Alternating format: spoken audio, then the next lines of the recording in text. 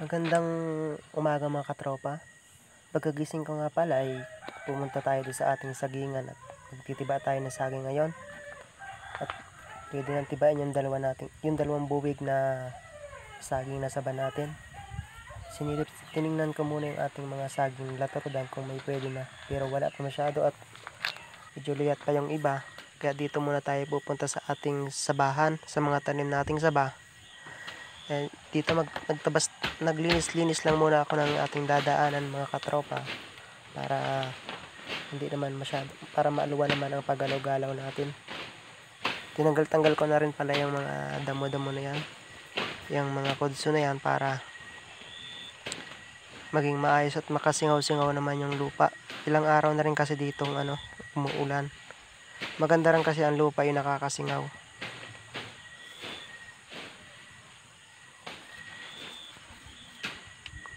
Padaan pala yung ating manok dyan na isa, oh.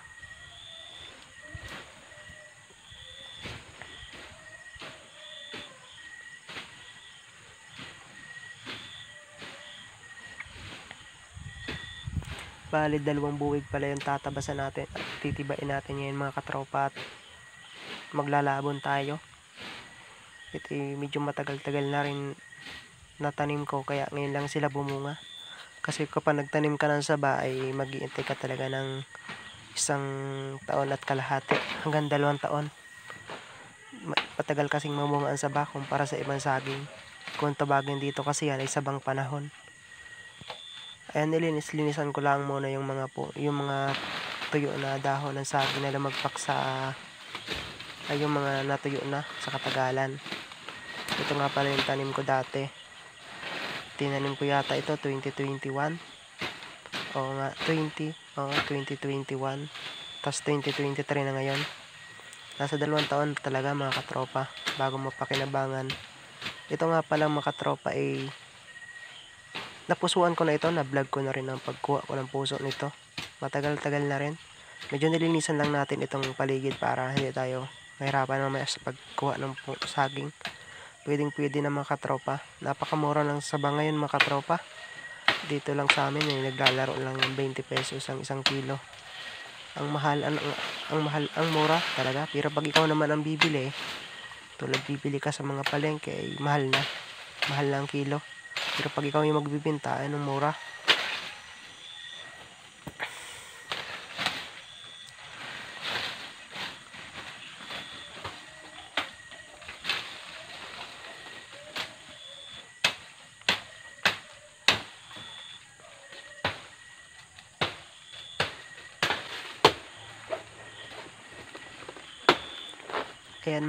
Ayan mga katropa, umpisa na nating kuhain yung bunga ng saging sa taas. Sa gitna ko sila pinuputol para hindi masira yung saging natin, hindi siya bumagsak sa lupa. Kaya dahan lang natin. Ayun. Tama-tama lang, hindi man siya lumapat sa lupa at hindi man masisira yung ating saging. Yung iba kasi nakita ko pa kuha ng saging ay sa mismong puno nila pinuputol. Sa akin sa gitna para hindi sila masira. Ayan, kung titingnan mga katropa ay hindi pa rin masyadong develop yung niya, yung mga bulo, kasi hindi masyadong naarawan yan. Maganda kasi ang saging na saba ay yung lagi silang naarawan para lalong lumalaki yung kanyang bulo, saging. Ayan, pero okay na rin, goods na rin yan katropa. Malaking buwig naman, oh. Yan nga pala mga katropa yung isang tanim pa rin natin. Magkatabi lang yan at sabay ko lang din tinanim yan. Kukuhain na rin natin ito. Maganda pala, maraming tanim nito. Medyo sobrang taas nga pala niyang saging na yan. Kasi pag ako nagtatanim ay tinitingala ko.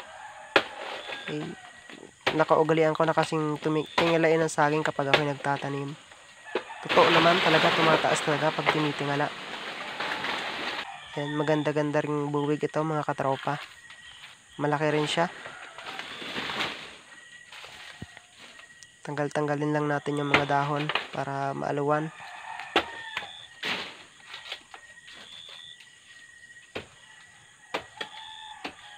libre na mga katropa ang pangmeryenda niyan. Kapag may tanim, may aanihin. Yan ang advantage mga katropa kapag may tanim ka. Pwede mo siyang ibenta, pwede mo rin siyang pantawid gutom. Kapag yung walang-wala talaga o pwede namang pangmeryenda.